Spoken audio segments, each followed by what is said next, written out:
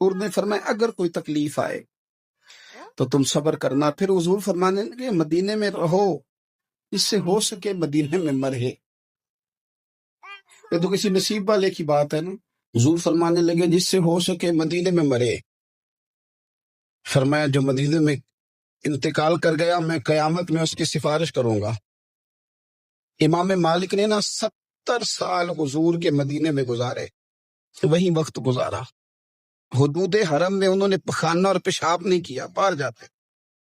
ساری زندگی مدینے میں گزار دی. لوگ کہتے امام صاحب اتنا لمبا عرصہ، فرماتے یار دعا کرو نا میں مدینے میں مر جاؤں، یہاں میرا مدفن بنے. یار حضرت عمر فاروق جیسے لوگ چولی پھیلائی ہے، ہر نماز میں دعا کرتے ہیں اے اللہ اپنے رستے میں شہادت کی موت دے، لیکن اللہ موت اپنے محبوب کے شہر میں عطا کرنا.